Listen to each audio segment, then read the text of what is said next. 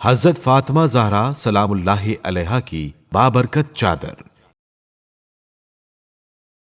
ابن عباس کہتے ہیں کہ پیغمبر اکرم صلی اللہ علیہ وآلہ وسلم کا نیک اخلاق اس بلندی پر پہنچا ہوا تھا کہ ایک روز آپ مسجد میں بیٹھے ہوئے تھے اور آپ صلی اللہ علیہ وآلہ وسلم کے اصحاب و انصار آپ صلی اللہ علیہ وآلہ وسلم کی خدمت میں بیٹھے ہوئے تھے۔ اتنے میں ایک بدو عرب مسجد میں آیا۔ اس کے گلے میں ایک تلوار لٹکی ہوئی تھی اور اس کے ساتھ ایک سوسمار تھا۔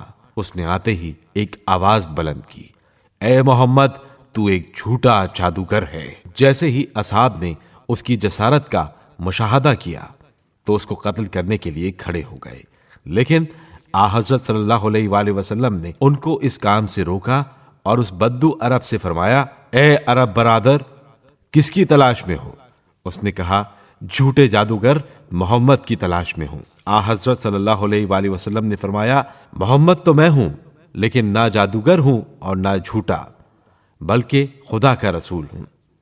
اس عرب نے کہا، اگر عظمت اور منزلت کا مسئلہ نہ ہوتا تو اس شمشیر کو تمہارے خون سے سیراب کر دیتا، اور لات کی قسم، جب تک یہ سوسمار تم پر ایمان نہیں لائے گا میں بھی ایمان نہیں لاؤں گا۔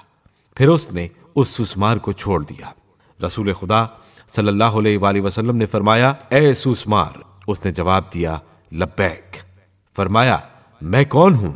اس نے کہا، آپ اللہ کے رسول ہیں۔ اس واقعے کو دیکھ کر اس بدو عرب کے دل میں معرفت کا نور چمکا اور صدق کی نیت سے خدا کی وحدانیت اور پیغمبر اکرم صلی اللہ علیہ وآلہ وسلم کی نبوت کا اقرار کیا، اور اس نے کہا، یا رسول اللہ، جب میں اس مسجد کے دروازے سے آ رہا تھا تو پوری دنیا میں سب سے زیادہ میں آپ سے دشمنی رکھتا تھا، اور اب جب کہ میں یہاں سے جا رہا ہوں تو سب سے زیادہ آپ کا عاشق ہوں۔